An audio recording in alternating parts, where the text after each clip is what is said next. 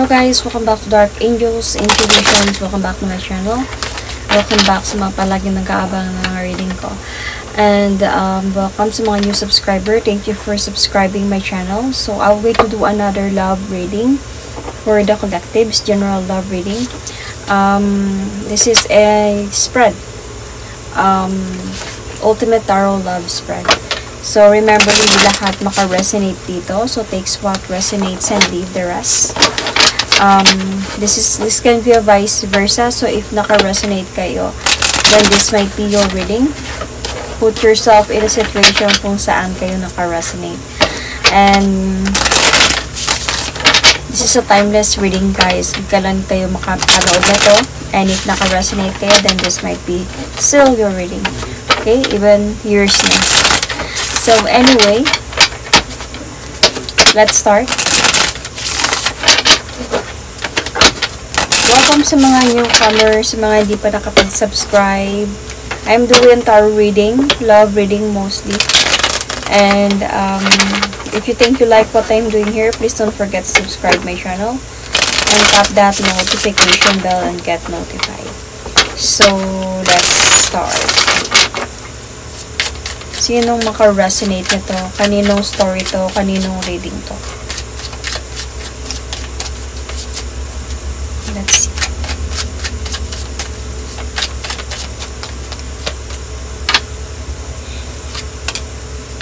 Oh.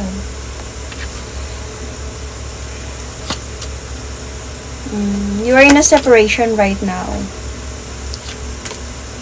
Wait lang, may patayin lang ako. Patayin. Kasi maingay. Ayan pa.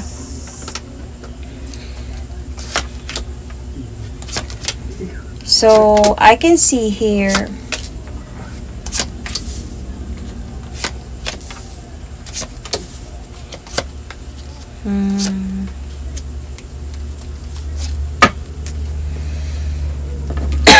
oh, maganda din pala. So, there's a possibility na maganda din yung magiging outcome ng reading na to. Possibility lang ha. We don't know. Anyway, in the past or in the recent past, this person wanted to move forward towards with you, to talk to you could be. Let's clarify. What is this?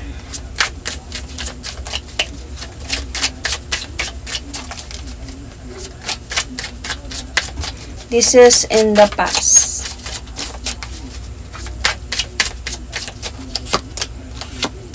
See.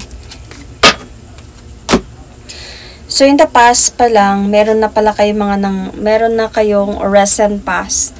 Meron na mga problem na nangyayari dito sa relationship ninyo. Mabigat na, actually. Might be some of you are married, with family, with children, something. Medyo napunta sa point na you are waiting for this person to change, could be. Nag-aantay ka talaga dito sa kanya na kumbaga tutuparin niya yung might be pangako niya na magkaroon kayo ng masayang pamilya. Nag-aantay ka kasi dito na kung kailan siguro siya mag-move forward towards with you, towards your family could be, or to build the family with you, or depende kung saan kayo naka-resonate, okay? So, pwede itong non-married or married. If you're married, if you're married with this person, there's a possibility na you are waiting for this person to change, kung kailan niya tutuparin yung mga pangako niya sa'yo, kung kailan siya magbago para sa pamilya ninyo. If hindi naman kayo kasal and you're watching this video, there is a possibility that you are waiting for this person kung kailan siya mag-offer sa'yo. Could be ng marriage or victory in life, successful relationship, and napapagod ka na dito sa kakaantay. Kung kailan niya ibibigay sa'yo to, kung kailan niya tutuparin could be yung pangako niya. Hanggang sa medyo mabigat na yung connection. Dumating na sa point na mabigat na yung mga pinagdadaanan ninyong dalawa. Pero nandyan pa din siya though. Hindi naman siya umaalis, nandyan pa din siya. And even nga nakikita ko nga dito na parang there's a lot of changes na nangyayari. puno na ng overthink, you know, hindi na nakakatulog sa gabi.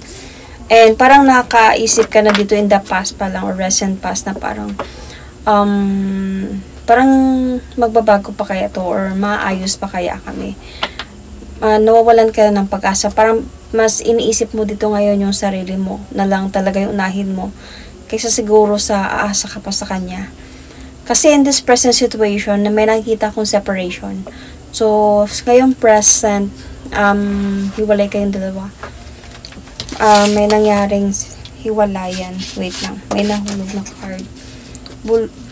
Kunin ko lang. Bye.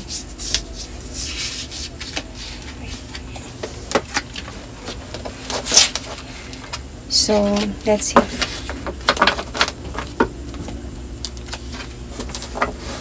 Hirap.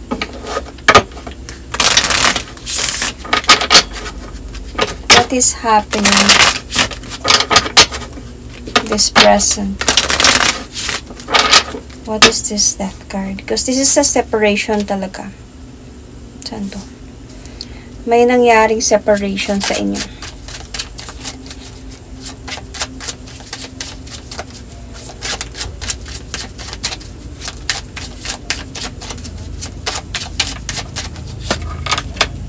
See?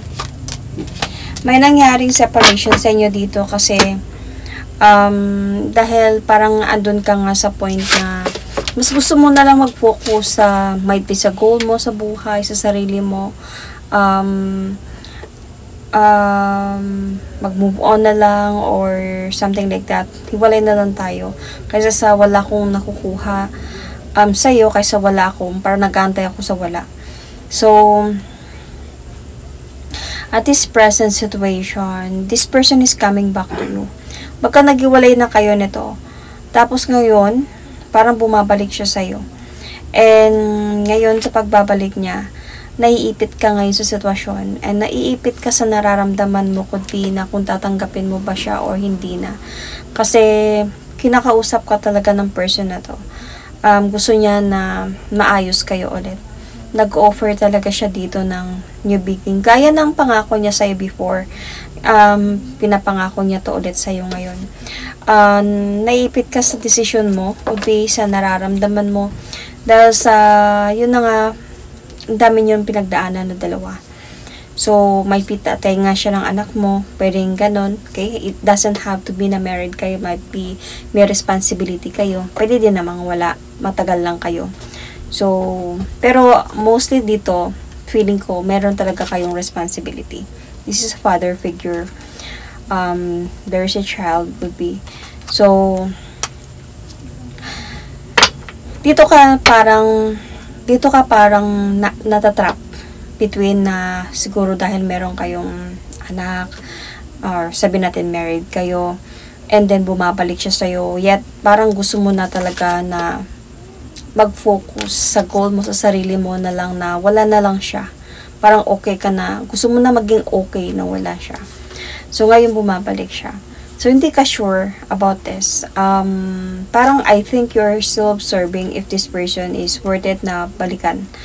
Yan yung nakikita ko on your part ngayon. Kasi, what is your feeling here, honestly? Meron kang feeling of still in balance connection with this person. So unfair. Yun yung nararamdaman mo dito. And meron kang feeling that you just really wanted to be honest with this person.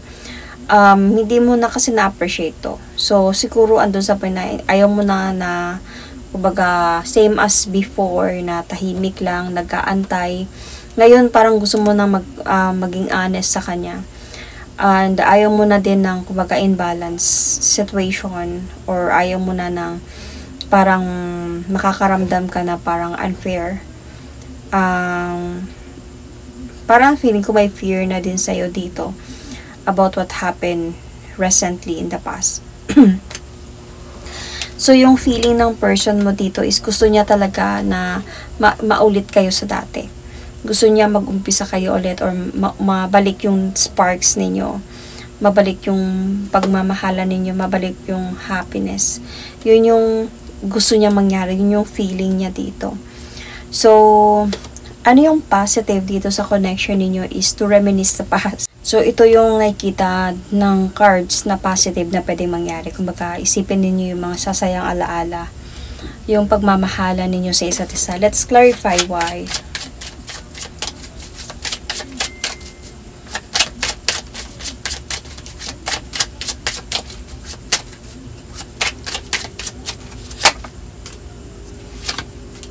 Siguro nga talaga, itong reading na to, para sa may responsibility, may anak. Kasi ito yung pinapaalala ng cards, kumbaga para to have some positive outcome dito. Kailangan isipin niyo yung mga napagdaanan ninyo, yung happiness niyo ba, ano yung bunga ng pagmamahalan ninyo. So, meron kasi ako nakikita dito, could be pregnancy, kumbaga this is before, and this is a father figure, and this is a new beginning. So, yung mga happiness ninyo in the past, dahilan ng bunga ng pagmamahalan ninyo, and mga pangako ninyo sa isa't isa, at mga pangarap sa isa't isa. So, kailangan talaga din dito na to reminisce sa past, and also to have some transformation, especially on your person side. Kung ano man yung naging kasalanan niya sa'yo, kailangan magkaroon ng transformation dito sa part niya. Magbabago talaga. Gaya ng mga sinasabi niya, siguro sa pagbabalik niya ngayon, dapat gawin niya talaga yon. Hindi basta lang na sinasabi niya lang yon. So, kung magagawan niya ng action to talaga, to prove you na willing talaga siya mag-offer sa'yo ng victory in life. So, hindi lang basta naiisip niya lang yon, hindi lang basta gusto niya lang mangyari yon, but because of he love you, okay? He love this family or something. So, ito yung positive na pwede mangyari. Yung negative naman, yung unsureness could be, let's see, or, yeah, or yung mga bagay pa na hindi sinasabi ng person mo sa'yo. Tingnan natin.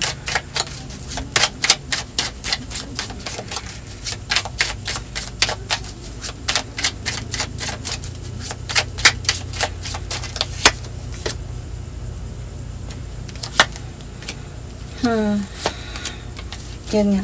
Parang sinasabi dito na kung gusto niya talaga na bumalik sa'yo, kailangan talaga dito na to give you some clarity na din. Kumbaga, pag magpursige na siya sa'yo, porsigido na siya, diretso-diretso na. Kumbaga, kailangan niya na talaga i-explain sa'yo ang lahat. Hindi lang basta sorry, hindi lang basta sana ayos na tayo. Kumbaga, lahat na, ma-explain niya na sa'yo. Kumbaga, para wala nang balik-balikan pa na issue. And, yung negative kasi dito, if paano yung mga tinatago niya sa'yo. Paano kung hanggang ngayon tinatago niya pa din yun sa'yo. So, kailangan talaga dito na kung mag-offer man siya sa'yo ng new beginning, tuloy-tuloy na. And, ibibigay na din sa'yo yung clarity. Para kumbaga, para alam mo na at hindi ka na masasaktan ka na lang na you will going to feel betrayed na naman. So, if willing talaga siya, ano man yung naging issue ninyo in the past, kailangan i-give niya yung clarity. Kung sakali man, okay, kung sakali man third party to, then, sabihin niya na wala na kayong dalawa, or ipakita niya talaga, i-prove niya na wala na talaga. Hindi yung basta sinasabi niya lang na sorry and okay na tayo, and basta ganun na lang. So, kasi yung, pag meron pa kasi yung sikreto, ito yung parang sinasabi dito na wala ding mangyayari sa relationship ninyo, or sa marriage ninyo, or sa pagsasama ninyo. So, ano yung hope mo dito? Actually, yung hope mo dito is maayos na yung mga hindi nyo pagkakaunawaan na dalawa. And also, na din na you are hoping na hindi ka na mag-iisip. Kasi parang I think you are nag-overthink ka ngayon sa mga past na pagdaanan ninyo. So, and also nag-iisip ka ngayon kung anong desisyon ang gagawin mo. Either could be tanggapin siya or no. So, kasi ngayon nga, di ba, bumabalik siya sa'yo. Ngayon na wala na kayo, then bumabalik siya ulit. So, parang para sa'yo, yung hope mo dito is, you are hoping na sana makapag-isip ka ng maayos at hindi parang nagdadala kasi to sa'yo ng stress. So, ano naman yung fear mo dito is, baka if ever natatanggapin mo siya, lalayo na naman siya ulit. So, yun yung fear mo dito. Or sakaling mababalik naman yung issue. And ano yung aim mo dito, honestly, is for you, might be also for you to decide na talaga. Yung makapag-decision ka ng maayos dito. At makapag-decision ka ng tama. So, yun yung aim mo dito sa connection na to.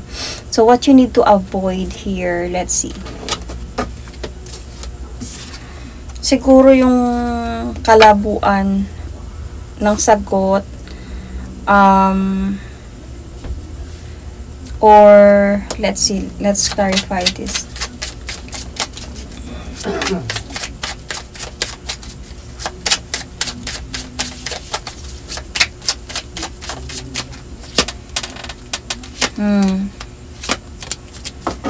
So, kailangan talaga din dito sa person mo is to avoid na din cheating. Yung mga bagay na ikakalabo ng pagsasama ninyo or ng marriage ninyo. Yung mga bagay na hindi nyo ikakaunawa sa isa't isa. So, kailangan nyo na din na mag-usap para maayos na din to.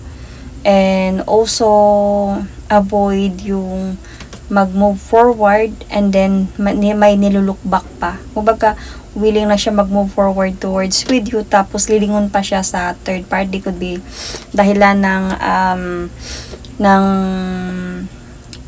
ng inyong pag-aaway or paghiwalay. So, andun din sa point na kailangan firm siya din sa decision niya. Avoid siya dito na kumbaga magdadalawang isip. Because of this is the Chariot card. So, there's a possibility na yung person mo is parang pwedeng nagdadalawang isip siya which way to go, to you or no. So, ito yung i-avoid niya. Hindi naman sa ito yung mangyayari, pero ito yung kailangan niyang i-avoid. So, if ever man na gusto niya talaga, sa totoo lang na maayos yung marriage ninyo, yung pagsasama ninyo, kailangan talaga dito na to have a firm decision from your person. And also for you, to have also a firm decision kung willing ka na ba talaga natanggapin pa siya or hindi na. So, this is your aim. So, could be, anyway, nakalimutan ko yung mga signs. I can see Cancer sign.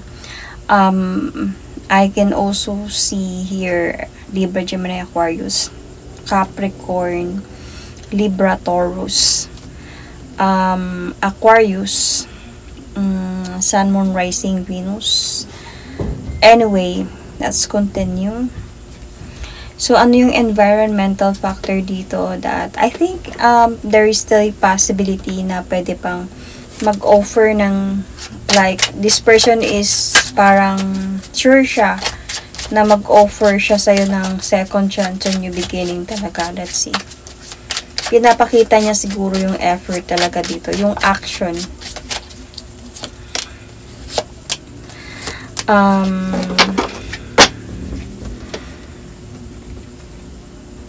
So,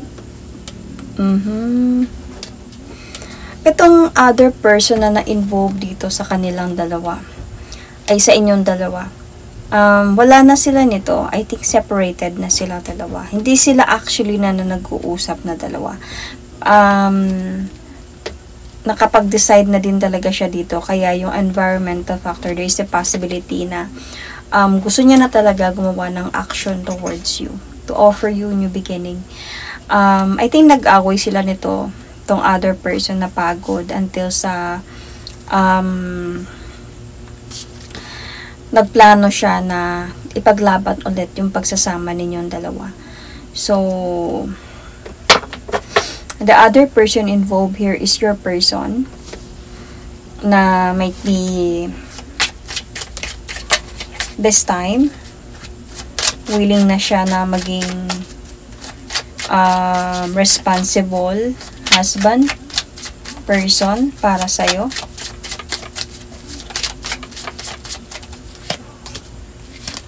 Nagsisi talaga siya sa mga nangyari, sa pagiging may easy-go-lucky niya recently or before.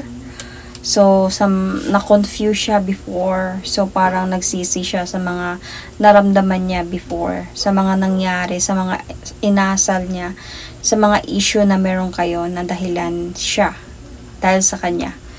Sa mga nagsisi siya sa mga nangyari, nung mga coldness, mga treatment niya sa'yo about some coldness connection na nabigay niya sa marriage ninyo or sa pagsasama ninyong dalawa. Nung time na nakaramdam siya ng coldness and emptiness na sa pagsasama ninyo, pinagsisihan niya talagang lahat ng yun this time. And this time parang he wanted to end some cycles na talaga, to have changes with you this time, and also na mag-continue sa mga plans ninyong dalawa. This person really wanted to take the leap of faith towards a new beginning with you, and hindi naman siya gumibap even nung nagkaroon ata siya ng someone else. Hindi naman siya totally na gumibap sa'yo, like ayaw niya na sa'yo or wala na siya nararamdaman sa'yo. It's just a pagkakamali niya talaga. Dahil sa mga pagod mo siguro, I don't know, might be some of you, ikaw yung mismo yung gumiba up dito dahil sa napagod ka sa kakahintay nga sa pagbabago niya, 'di ba? Napagod ka sa pagpapasensya na kung kailan talaga niya kung kailan siya magiging responsible father or responsible husband or responsible person para sa inyo, sa relasyon ninyo or sa marriage ninyo. Or kailan siya talaga na tutuparin yung mga pangako niya sa'yo or yung mga plano ninyo. So, nag-antay ka before, and nandun nga siya sa point na siguro sa mga reklamo mo, sa mga sinasabi mo sa kanya, sa mga tanong mo, doon siya nakaramdam na parang nawalan siya ng gana or nakaramdam siya ng coldness. And then, I can sense Virgo sign here from your person side. And then, parang doon nga siya sa point na sa dami nyo ng pinagdaanan, parang nadahan-dahan na din siya nawala ng gana hanggang sa may gumive up na talaga dito. So, yun, mga bagay na yun, pinagsisihan niya yun lahat. Ito yung other person dito sa connection, and this is your person. Hindi naman siya gumive up. Alam niya din na parang nag-hold on pa din siya even nagkaroon siya ng someone else. And sa dagal ng mga pinagdaanan ninyong dalawa, sa totoo lang, yes, naipit siya sa sitwasyon. Pero this time, parang gusto niya talaga na ayusin yung sarili niya. Para pagharap niya sa'yo is ready na siya. And this time could be, kaya nga siya siguro bumabalik na sa'yo kasi ready na siya. So, sure na siya sa mga decision niya. So, ano yung action na kailangan ni take dito? Heal. Might be for your relationship to heal and to give more like clarities. Or kailangan magkaroon dito ng pagkakaintindihan sa inyong dalawa. Kasi this person, action, this is from your person. Wait lang. See? Ang kailangan talaga dito na action is from the both of you, na to have a changes na talaga sa pagsasama ninyong dalawa, like the universe is guiding you, testing you. And if this person is really willing to love you and to offer new beginning or love sa'yo, gaya ng not dito, kailangan niya talaga na gawin niya to. Kumbaga, parang this is a wish kasi itong card na to. So, kung makatuparin niya, gawin niya. Yun yung action na kailangan niya take dito, na kung ano man yung mga pangako niya sa'yo this time, dapat tuparin niya. Willing siya mag-offer sa'yo ng victory, dapat gawin niya. Kumbaga, hindi basta pag-iisipan niya muna at hindi pa siya makapag-decide, bumalik na siya sa'yo. So, kailangan firm siya sa decision niya, and ito na yung action na kailangan niyang i-take. Yung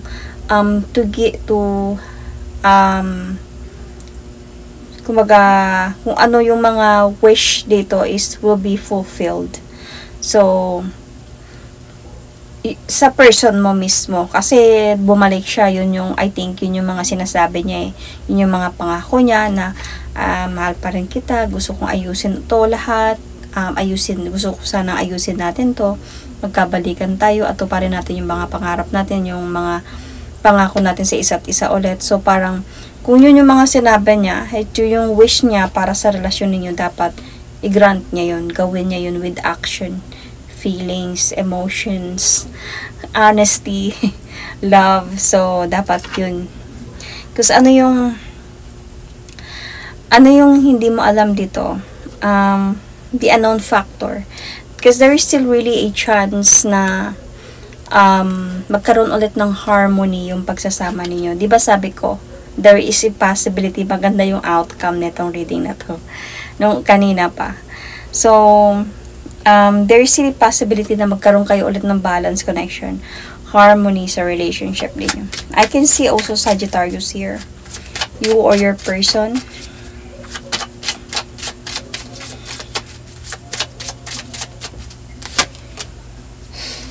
So, masasave pa din ulit yung pagsasama ninyo or marriage ninyo. Kasi, feeling ko, magpapakita naman talaga yung person mo ng totoong pagmamahal dito. Action and everything. And, ikaw naman din kasi mahal mo din talaga yung person. Pareho naman kayo nung nararamdaman eh. The King and Queen of Hearts. Yeah, Hearts. Cups is here. So, parang, wait lang. Kita ba? Char. This is a King and Queen of Cups. So, mahal nyo pa din yung isa't isa. Kumbaga, willing pa din kayo na mag-open sa isa't isa, open to receive to open, char. Joke lang. Willing nyo pa din tanggapin yung isa't isa dahil mahal nyo pa din yung isa't isa, lalo na ikaw. Sa mga naggawa niyang kasalanan sa'yo, sa mga pinapakita niya sa'yo ngayon, willing ka pa din talaga na tanggapin siya. So, kaya, the unknown factor here na pwede pa talaga kayong magkaayos at magkapalikan dito.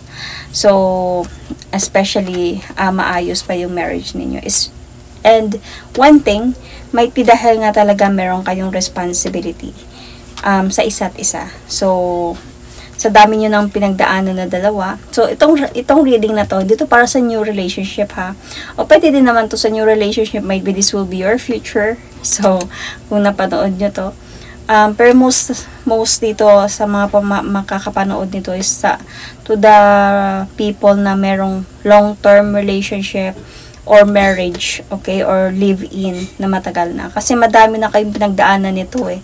And sa mga pinagdadaanan ninyong mga pagsubok sa buhay, nananatili mo pa din talaga siyang mahal at willing siyang tanggapin ulit.